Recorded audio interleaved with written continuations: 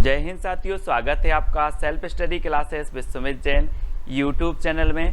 दोस्तों, हिंदी साहित्य की निरंतर ट्रिकी टेस्ट सीरीज चल रही है। रोज आपकी सुबह 9:30 पर ट्रिकी वीडियो आता है, जिससे हम आपकी हिंदी साहित्य के विभिन्न प्रकार की प्रश्नोत्तर, रचनाएं, सारी की सारी सब कुछ ट्रिकी वे में याद करवाने का प्रयास करते। ठीक है, तो रोज आपको सुबह 9:30 बजे है ना वीडियो आपको मिलता है। ट्रिकी वीडियो जरूर देखें। इसके पहले बहुत सारे वीडियो अपलोड हो चुके हैं, तो वो वीडियो जरूर देखें। ठीक है, तो दोस्तों स्टार्ट करते हैं आज का ये वीडियो, है ना। दोस्तों, आज का आपका जो पहला प्रश्न है कि भरत मिलाप की रचनाकार कौन है। अब भरत मिलाप की रचनाकार बताना है दोस्तों आपको कौन है। 4 विकल्प हैं और 2 सेकंड भी आपको दिए जाते हैं। फिर मैं आपको ट्रिक बताने वाला हूँ, थोड़ी सी हिंट देता हूँ कि भरत का मिलाप किससे हुआ था। किससे हुआ था? ईश्वर से हुआ था ना। भरत का मिलाप ईश्वर, है ना, श्री राम से हुआ था। तो भरत मिलाप के रचनाकार कौन होंगे? कौन होंगे? भरत का मिलाप ईश्वर से हुआ था तो ईश्वर दास, यानी कि जो विकल्प नंबर आपका ए है वो बिल्कुल सही हो जाएगा। ठीक है, ऐसे ही याद हो जाएंगे दोस्तों। आपको अगला बताना है, आपको बंगला भाषा में रचित राम कथा का नाम क्या है। प्रश्न क्रमांक 2 कई बार एग्जाम में पूछा गया दोस्तों। अब 2 सेकंड आपको दिए जाते हैं, आपको उत्तर भी बताना है और मैं आपको ट्रिक भी बताऊंगा, है ना। यहाँ पर 2 चीजें हो रही हैं कि मैं आपको टेस्ट भी करवा रहा हूँ और ट्रिक से याद भी करवा रहा हूँ। तो जल्दी से बताएं, बंगला भाषा में रचित राम कथा का नाम क्या है। तो दोस्तों, आपको ऐसा नहीं लग रहा कि बंगला से क्या बनेगा? बंगला, बंगला जिसमें आप क्या करते हो? वास करते हो। क्या करते हो? वास करते हो। तो बंगला भाषा में रचित जो राम कथा होगी वो कौन सी होगी? वास से कृतिवास रामायण, है ना। हमने याद कर लिया कि बंगला भाषा का आया तो बंगला में हम क्या करते हैं? वास, तो कृतिवास रामायण, यानी कि जो विकल्प नंबर आपका ये है वो बिल्कुल सही हो जाएगा। बिल्कुल सरल है, आप कभी नहीं भूल सकते। ठीक है, अगला है दोस्तों आपका श्रृंगार रस के घोर विरोधी कौन से संत कवि हैं थे। तो 4 विकल्प हैं, 2 सेकंड भी आपको दिए जाते हैं दोस्तों। तो अब एक चीज बताना दोस्तों कि श्रृंगार की जरूरत किसे नहीं होती। आप बोलते ना कि खूबसूरत लोगों को सजने की जरूरत नहीं होती है ना। तो जो सुंदर होते हैं उन्हें श्रृंगार की जरूरत नहीं है, तो वो श्रृंगार का विरोध करेंगे कि नहीं करेंगे? करेंगे। तो श्रृंगार रस के विरोधी कवि कौन होंगे? जो सुंदर होंगे, यानी कि सुंदर दास। और दा नंबर आपका बिल्कुल सही हो जाएगा। अब आप कभी नहीं भूलोगे दोस्तों, है ना। अगला बताना दोस्तों, संत काव्य का प्रधान रस कौन सा है। संत काव्य धारा भक्ति काल की जो संत काव्य धारा थी, है ना, वो बताना है, जिसे ज्ञान मार्गी शाखा भी कहा जाता है। अब इसका जो प्रधान रस है वो कौन सा है।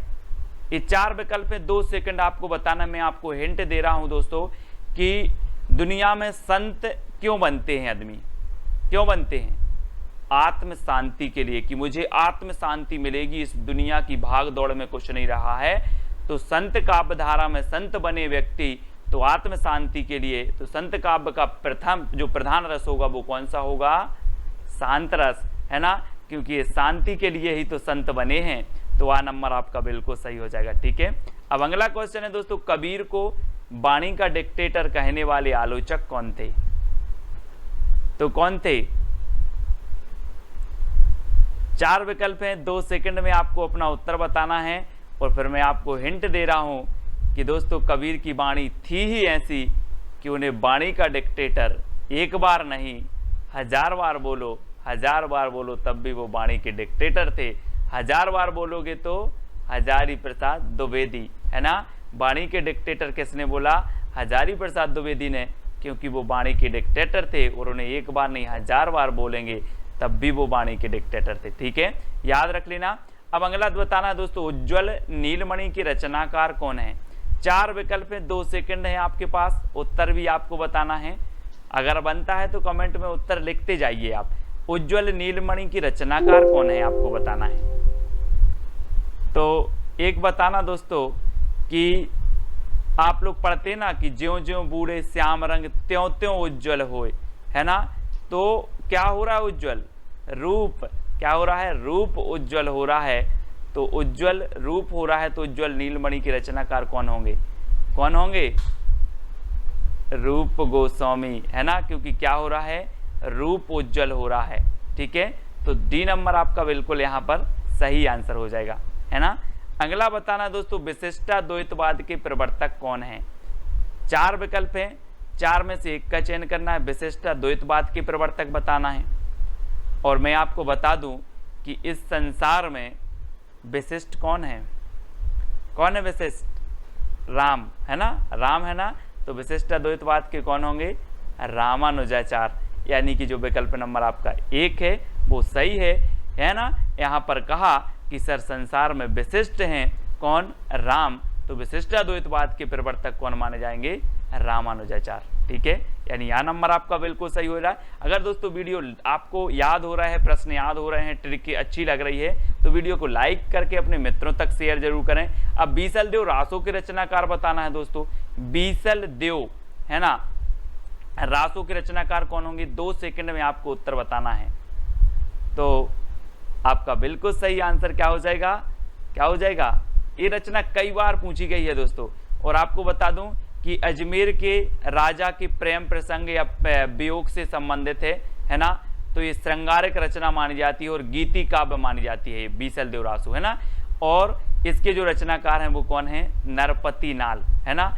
और मैंने आपको कई बार याद करवाया है कि पति कितने नहीं होते, 20 नहीं होते, 1 होते हैं। तो बीसल देव रासो के रचनाकार कौन होंगे, नरपति नाल, है ना, नरपति नाल। इस प्रकार से याद रखेंगे। अब अगला बताना है दोस्तों, हिंदी का प्रथम दैनिक समाचार पत्र समाचार सुधावर्षण के संपादक कौन थे। समाचार सुधावर्षण, सबसे पहले तो ये चीज याद रखनी है कि ये हिंदी का प्रथम दैनिक समाचार पत्र था। ठीक है, और मैं आपको बता दूं कि इसका प्रकाशन हुआ था 1854 में। कहाँ से हुआ था, कलकत्ता से। ठीक है, कलकत्ता से हुआ था। लेकिन इसके संपादक कौन थे, तो ये चीज आपको बतानी है दोस्तों। एक चीज बताना जरा आप, कि जो आप समाचार देखते हो तो सुंदर सुंदर समाचार, है ना, आप चाहते हो यार सुंदर सुंदर समाचार मिल जाए, अच्छी अच्छी है ना, सनसनी खबर मिल जाए, सुंदर सुंदर। तो जो समाचार सुधावर्षण है ना, सुधावर्षण, और सुधा तो कैसी रहती है, सुंदर रहती है ना। सुधा यानी अमृत, और अमृत कैसी रहती है, अमृत रहता है आपका कैसा, सुंदर। तो श्याम सुंदर सेन, है ना, ये संपादक थे। 1854 में इसका प्रकाशन हुआ था। हिंदी का प्रथम दैनिक समाचार पत्र है और ये प्रकाशन हुआ था कलकत्ता से। तो ये चीज भी आपको याद रखनी है दोस्तों। अगला है, सूरदास के गुरु का नाम क्या था। अब सूरदास जी आ गए, ये वात्सल रस के सम्राट कहे जाते हैं, है ना। 2 सेकंड आपको याद बताते हैं दोस्तों, फिर आपको बताना 2 सेकंड में आप उत्तर बताएंगे। और मैं आपको बता रहा हूं दोस्तों कि सूरदास जो थे, इन्होंने इतनी रचनाएं लिखी हैं, इतने दोहे लिखे हैं, जिसमें बल होगा वही तो लिखेगा कि नहीं लिखेगा, जिसमें बल होगा वही लिखेगा। तो सूरदास जी के गुरु भी कौन होंगे, वल्लभाचार्य। और इन्होंने सूरदास को इतना बल दिया कि इन्होंने बहुत बहुत दोहे लिखे। और रामचंद्र शुक्ल ने तो इन्हें वात्सल रस का क्या कह दिया, सम्राट कह दिया। और है ना, और इन्हें दोस्तों कह दिया, क्या कह दिया कि जो सूरदास हैं वो क्या है, वात्सल रस का कोना कोना घुमाए हैं, है ना। इनके अलावा इस रस में इतनी प्रतिभा किसी में नहीं थी, सूरदास जी में। और सूरदास जी के जो गुरु थे वो कौन थे, वल्लभाचार्य, क्योंकि वल्लभाचार्य ने इतना बल भर दिया था सूरदास जी में। ठीक है, तो आपका विकल्प नंबर ए बिल्कुल सही हो जाएगा। पृथ्वीराज रासो की रचनाकार कौन है दोस्तों।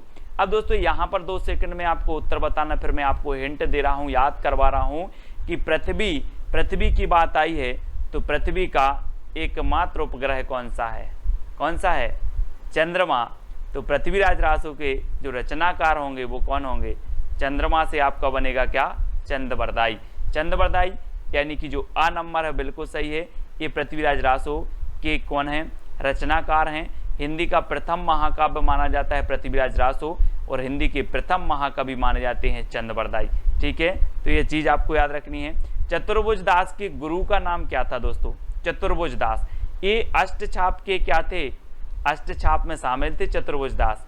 अब एक चीज बताना, चतुर्भुज से नहीं लग रहा आपको कि 4 भुजाएं, है ना। ये क्या करते थे, 4 भुजाएं बैठे बैठे फैला देते थे। क्या करते थे, चतुर्भुज दास 4 भुजाएं बैठे बैठे फैला देते थे। तो चतुर्भुज दास के गुरु कौन होंगे? कौन होंगे? बैठे बैठे फैलाते थे तो विट्ठलनाथ। कौन होंगे? विट्ठलनाथ। याद रख लेना, आ नंबर आपका बिल्कुल सही हो जाएगा। जैसे अष्टछाप की स्थापना हुई, 8 कवि अष्टछाप में थे, 4 कौन थे? वल्लभाचार्य के शिष्य, और 4 थे किसके? विट्ठलनाथ के। ठीक है, उन विट्ठलनाथ के शिष्यों में चतुर्भुज दास एक थे। चतुर्भुज दास ने बैठे बैठे भुजा फैला दी, तो इनके गुरु का नाम हो गया विट्ठलनाथ। इस प्रकार से अगला बताना दोस्तों, संदेश रासक के रचयिता कौन है?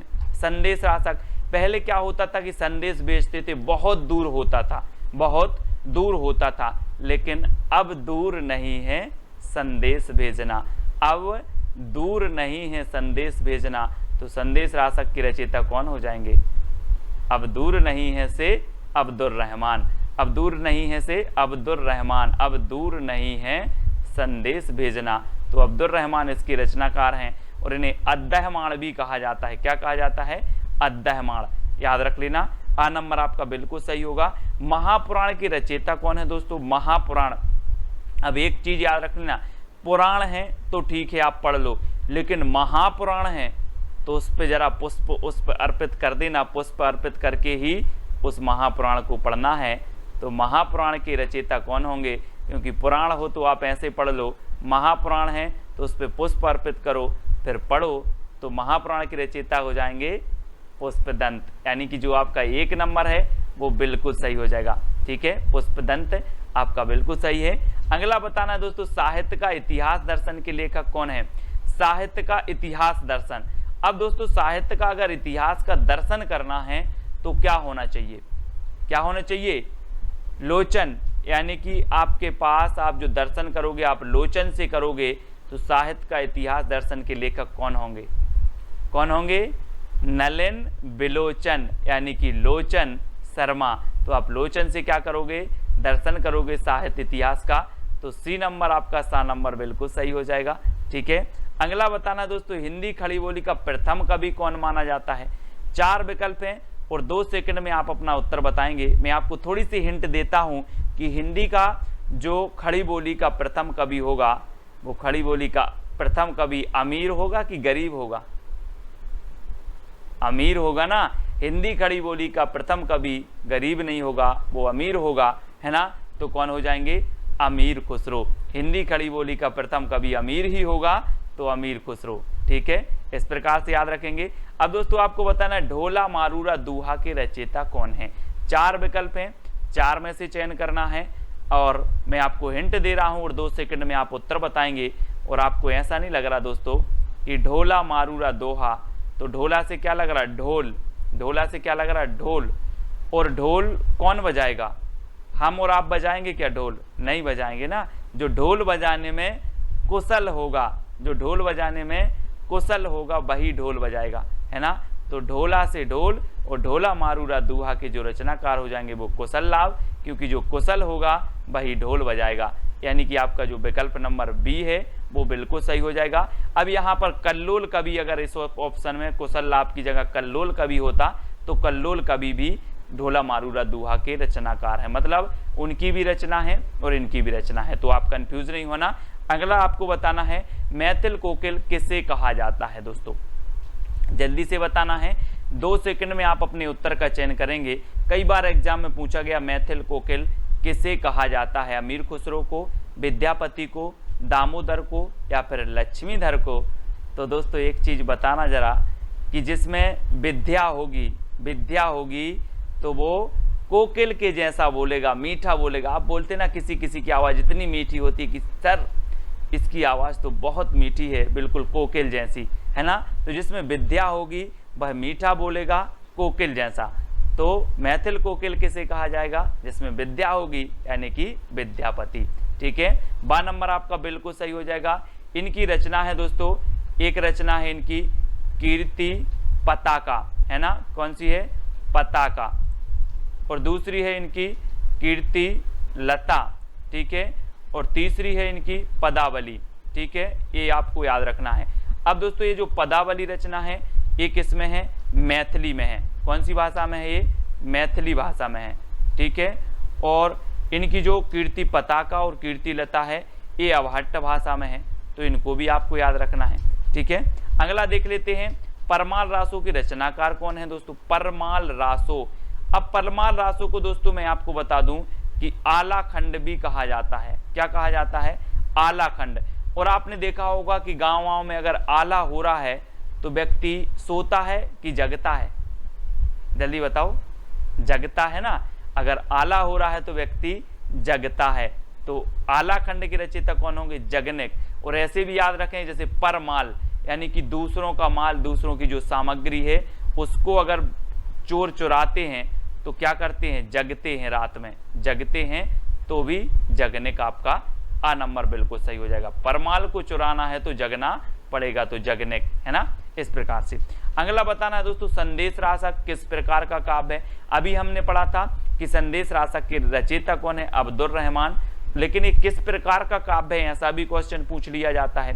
तो एक चीज बताना दोस्तों, अब आप मोबाइल में क्या भेजते हो? कभी कभी संदेश भेजते हो, संदेश हमेशा भेजते हो, व्हाट्सअप चल गया अब तो, है ना। संदेश भेजते हो तो कभी कभी आपका संदेश क्या हो जाता है? खंडित हो जाता है। बोले ये तो गया ही नहीं यार, खंडित हो गया।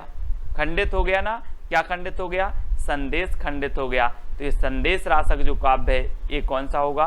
खंड काव्य। कौन सा होगा? खंड काव्य। तो याद रख लेंगे, संदेश खंड हो गया, खंडित हो गया तो खंड काव्य, है ना। अब्दुल रहमान का ये जो है ग्रंथ माना जाता है, तो इसको याद रखेंगे।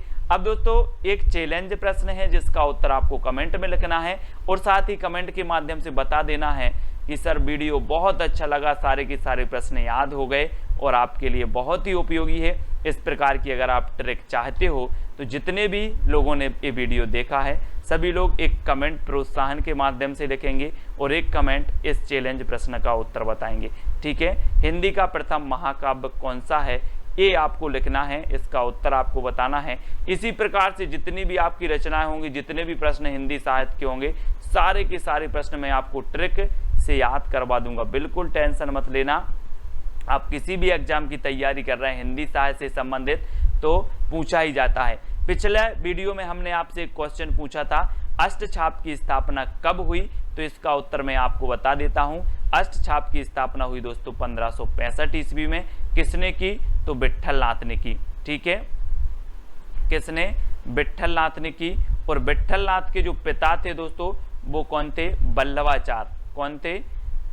बल्लभाचार। ठीक है, इस प्रकार से आपको याद रख लेना है, ये बल्लभाचार थे। और बल्लभाचार दोस्तों के गुरु कौन थे? तो विष्णु स्वामी थे। ठीक है, और बल्लभाचार के कितने शिष्य थे? तो 4 शिष्य थे जो अष्टछाप में, है ना, विट्ठल नाथ ने लिए थे 4 शिष्य ने। और 4 शिष्य कौन थे? विट्ठल नाथ के। तो इस प्रकार से अष्टछाप की स्थापना हुई थी 1565 ईस्वी में और की थी किसने? विट्ठल नाथ ने। ठीक है, तो ये चीज़ आपको याद रखनी है। और दोस्तों आपको टेलीग्राम ग्रुप से अवश्य जुड़ना है। टेलीग्राम ग्रुप है अपना, टेलीग्राम ऐप डाउनलोड करना, उसमें सर्च करना IAS स्टडी ट्रैक और ज्वाइन हो जाना। साथ ही ये व्हाट्सअप नंबर दिया है तो हिंदी साहित्य का व्हाट्सअप ग्रुप भी है, उस ग्रुप से आपको अगर जुड़ना है तो आपको 9098609291 इस पर आप मैसेज करोगे, आपको लिंक मिल जाएगी। ठीक है, इंस्टाग्राम में आपको जुड़ना है तो self study classes Sumit Jain search करना है। फेसबुक में भी जुड़ने के लिए आपको सुमित जैन सर्च करना है। अब दोस्तों आप सब्सक्राइब जरूर करना और बेल आइकन को दबाना। ठीक है, बेल आइकन को दबाकर ऑल पर क्लिक आपको जरूर करना है ताकि ऑल वीडियो की इन्फॉर्मेशन आप तक पहुंचे। ठीक है, अब आपको बताना है कि वीडियो कैसा लगा। ठीक है, तो आज के वीडियो के लिए साथियों इतना ही। वीडियो को लाइक करें और शेयर अपने मित्रों तक जरूर करें। जय हिंद,